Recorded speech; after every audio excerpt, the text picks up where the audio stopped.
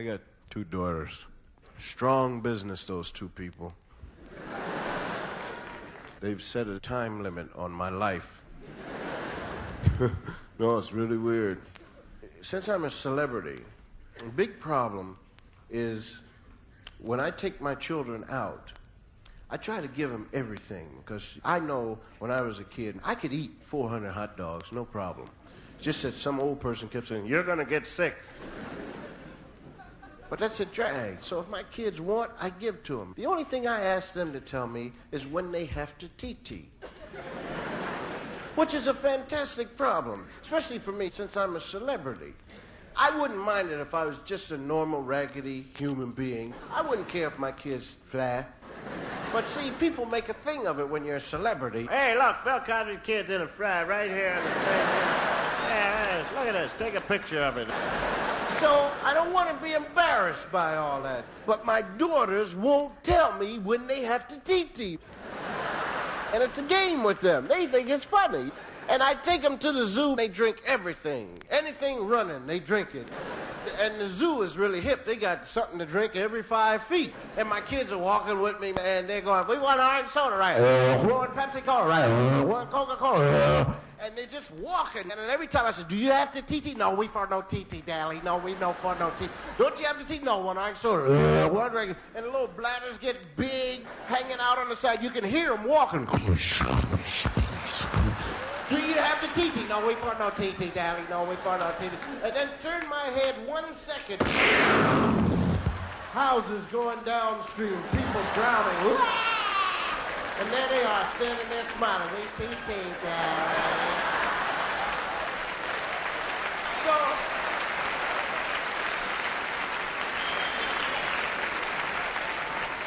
So the problem is this. Finding out when they have to go so that you're not embarrassed by constantly asking them, "Do you have to go? Do you have to go?" Because they ain't going to tell you. I found out what it is. It's in the walk.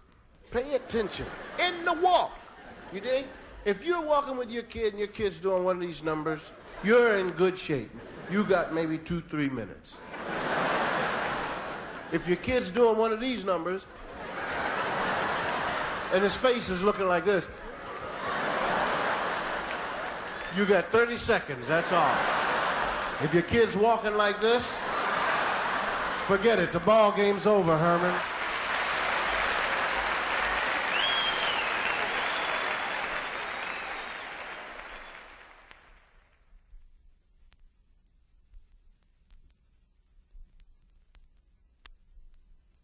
My wife gave me my son, Ennis. He's a beautiful cat, man. He's groovy. Because, you know what he's got? He's got that head movement, you know. His head just bobbing up all the time. You know, and he's got the ooze. Just always half a pound of ooze.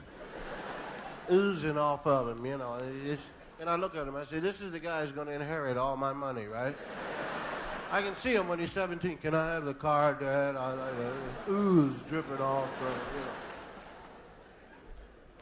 And can throw up 25 feet. Hit you from 25 feet out. I figure God gave him 2 weapons, ooze and throwing up 25 feet out. Anybody you don't dig, he'll get them one way or the other. He'll either ooze on you or that way. Just can't stop it, and he won't sit up for nothing. Brought him home, I thought he was intelligent. Brought him up, set him up there. He was 2 weeks old. Just set him up. He just sitting there, and I was holding him. I said, "Okay, now sit up for Dad." "Yeah, right. Anything you want." He woke up 6 o'clock in the morning. That's really cool. 6 o'clock in the morning. He's found his voice. And you can hear him 6 o'clock in the morning.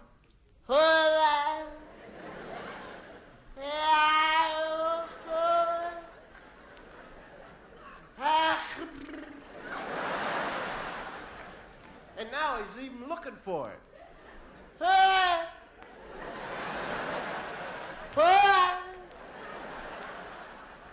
When I brought him home, my 2 daughters are standing there waiting.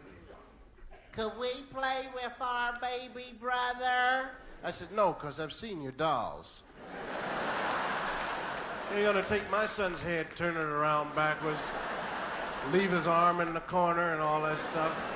"Look, baby brother's breathing under the water, Daddy." No, I ain't going to do that. And they're smart and quick, can think up answers for you in a second. They were playing in the bedroom. Their bedroom's down the hall from ours. My wife calls it the ghetto. And it's 3 o'clock in the morning, and I hear, and they're playing. And I get out of the bed, and I do my number of going down, and I push the door open, hit the light switch, whack, and I caught him, beautifully caught him. There's little Aaron pulling the covers off of Erica's bed, just standing there in that position when I caught her. And there's Erica on top of the bed with the trash can full of water. Just having a great time. And when I hit the light switch, Aaron turned around and ran back to her bed with her eyes closed so I couldn't see her. Erica drank the water in the trash can. And then told me I didn't see nothing. You didn't see nothing, Dally. I ate with him once. We had scrambled eggs, and I'll never forget. It's one of the worst mornings I've ever had in my life. Started out just great. I said, isn't this wonderful? My daughter's going to have breakfast with me. And they both sat down and just sat there looking like two people didn't want nothing. So I said, eat your eggs. Then they started acting. I don't want eggs. Eat your eggs, dear. They're good for you. The eggs taste nasty. They're good eggs. Eat them. I know. As you eat the eggs or go to bed. I don't care what time of day it is. 7 o'clock in the morning, you go to bed and sleep till tomorrow. So Erica pinches off a little bit of egg and lets it hang on her lip. You got this brown face and the yellow scrambled egg hanging off her lip. I don't want it! The 2-year-old's jamming egg in her mouth and gagging. And the other goes, I don't want it! You eat the egg. There's a bug in the plate. Eat the bug and the egg. Get out, go to bed. Now, I sent Erica to bed. She's crying. And slobbering. That's another weapon they have. Everything runs. Ears, nose, mouth, and you can't follow them. Slip all behind them and everything. Falling down. You can't follow no 3-year-old. They slobber and you slip all on everything they drop. And the 2-year-old's right behind her. You come back here and finish gagging. I'm not playing with you. So I'm sitting there eating with the 2-year-old now. My wife comes out. She says, where's Erica? I said, I sent Erica up to bed because she would not finish eating her eggs. So my wife looked at her plate and said, well, no wonder there's a bug in the plate. So now I have to go upstairs and apologize to my child. Well, I don't mind doing that because I figure I'm a groovy father. And I go upstairs. And one thing that leads me to believe I'm perhaps the dumbest father in the world. And that is the fact that I believe my child is wherever I sent her. So I look for her in the bedroom. She's not there. She's in the bathroom, standing up in the toilet bowl, with a roll of paper from the roll to the bowl, flushing the toilet. Jamming tons of paper down into the bowl. Water's 20 feet high. There's a German Shepherd there. So I pick her up out of the toilet bowl, and I take her shoes off. And I said, Erica, your father's sorry. I didn't mean it. There was a bug in the plate. And she looked at me and said, go to bed.